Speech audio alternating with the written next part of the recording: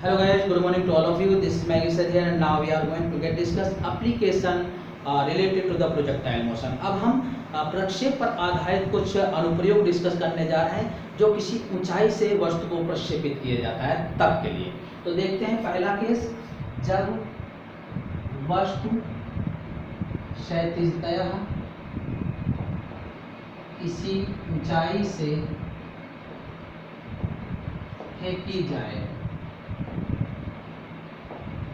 ये ऐसा है, मान लेते हैं कि एक h ऊंची कोई दीवार है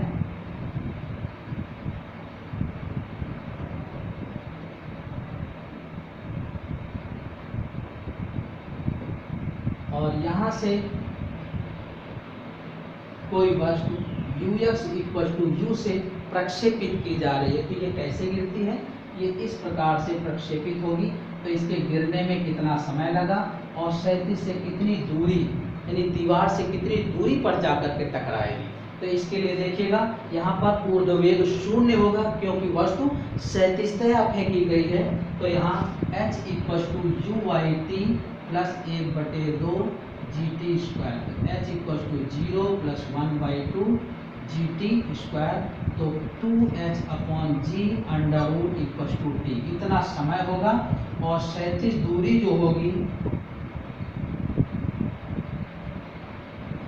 ये होगा क्षैतिज चाल इंटू समय। तो u × √2h/g ये हो जाएगा x।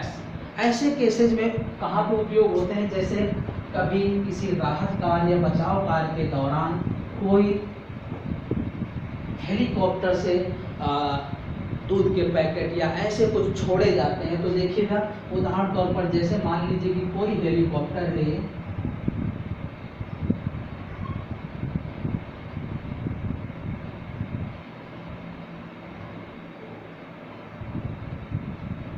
इस तरीके से, ये मान लीजिए कि 2 किलोमीटर ऊंचाई पर उड़ रहा है और यहाँ से कोई दूध के पैकेट छोड़े गए। तो ये मान लीजिए कि ये अगर 180 km/h की क्षैतिज रफ्तार से उड़ रहा है तो पैकेट यहाँ से जब ड्रॉप किया जाएगा तो जहाज के विपरीत दिशा में वो उसी क्षैतिज वेग से गिरना स्टार्ट होगा। तो मान लेते हैं t समय में और फेंके जाने वाले बिंदु से x दूरी पर टकराएगा, गिरेगा पृथ्वी पर। तो देखिएगा ux है 180 किलोमीटर प्रति घंटा, तो मीटर प्रति सेकंड में ये आ जाएगा 50 मीटर प्रति सेकंड और हाइट है 2 × 1000 यानी 2000 मीटर। तो अभी हमने फॉर्मूला यूज किया, ये t = 2h/g। तो 2 × 2000/10 तो ये 400 यानी 20 सेकेंड में ये पृथ्वी पर गिर जाएगा।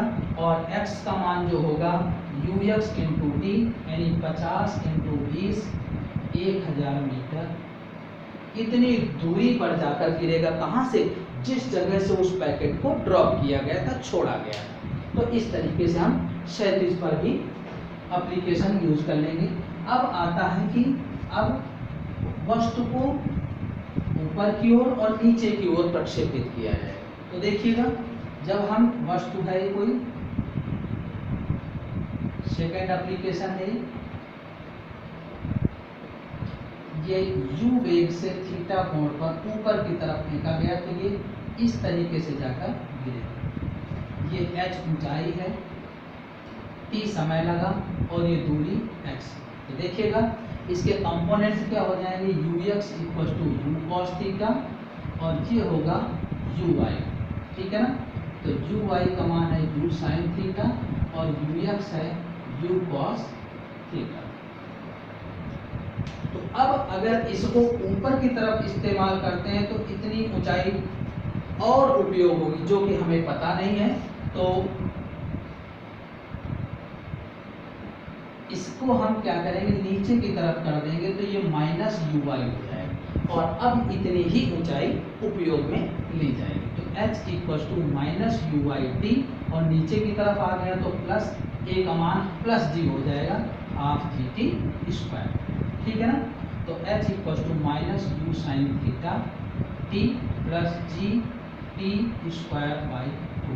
तो इसको एलसीएम ले लीजिए, तो minus 2u sine theta T plus G T square equal to 2 जो एलसीएम का था इधर आ जाएगा, तो ये आ जाएगा G T square minus 2u sine theta T minus 2h equal to G. ये समय का द्विघात समीकरण है।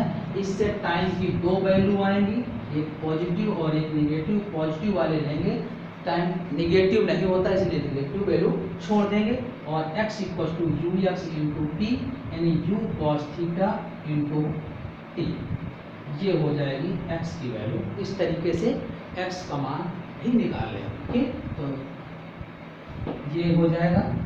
अब इसी तरीके से अगर कोई वस्तु किसी ऊंचाई से नीचे की तरफ फेंकी जाए, ये नेक्स्ट है, तो जैसे ये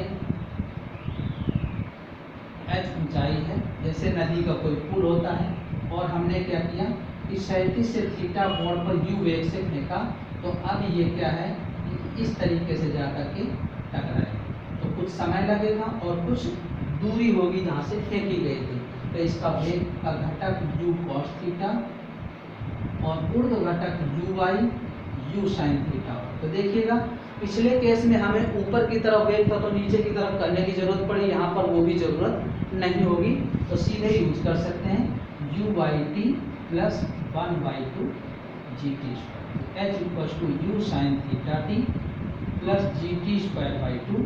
जब एलसीएम लेके सॉल्व करेंगे तो ये आएगा G T square plus 2u sine theta T minus 2h equal to G. और यहाँ से t के दो मान होंगे, पॉजिटिव निगेटिव, पॉजिटिव वाला लेंगे, निगेटिव छोड़ देंगे, और x की value u x into T यानी u cos theta into T, इससे हम x की वैल्यू को सॉल्व कर लेंगे। तो चलिए इससे रिलेटेड हम एक क्वेश्चन करते हैं कि कोई वस्तु 12 मीटर ऊंची दीवार से 37 से 30 अंश पर 14 मीटर प्रति सेकंड के वेग से ऊपर को फेंकते हैं, फेंकी जाती है। वस्तु कितने समय में व कितनी क्षैतिज दूरी पर टकराएगी, जी की वैल्यू 10। देखते हैं, ये है h 12 मीटर, यहाँ से u इक्वल टू 14 मीटर पर सेकंड से 30 डिग्री पर फेंकी गई, तो ये इस तरीके से जाकर गिरे, t समय लगा और x दूरी पर जाकर के टकराई। तो हमने पीछे कॉन्सेप्ट यूज किया था, आप डायरेक्ट यूज कर सकते हैं, G T square minus 2u sine theta T minus 2h equal to 0।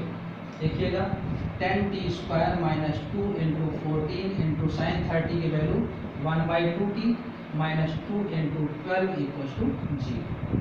तो दो कॉमन ले लीजिए, 5t square minus 7t minus 12 equal to 0। ये 2 कैंसिल हो जाएगा 0 से नीचे जाकर, 5t square minus 7t minus 12 equal to 0।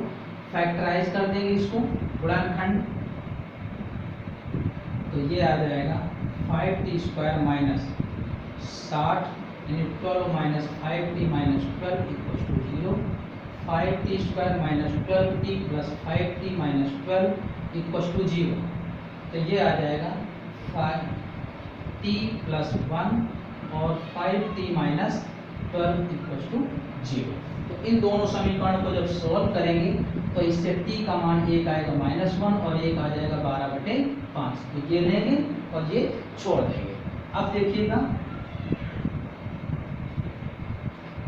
क्षैतिज दूरी थी ux इंटू टी यानी 14 cos 30 इंटू टी 12/5। तो x बराबर 14√3/2 इंटू 12/5, तो ये आ जाएगा 84/5 √3 मीटर। चाहे तो आप √3 का मान भी रख सकते हैं। तो इस प्रकार से कितने समय में पृथ्वी पर टकराएगी और कितनी क्षैतिज दूरी पर टकराएगी फेंके जाने वाली बिंदु या दीवार से, दोनों आ जाए। ओके।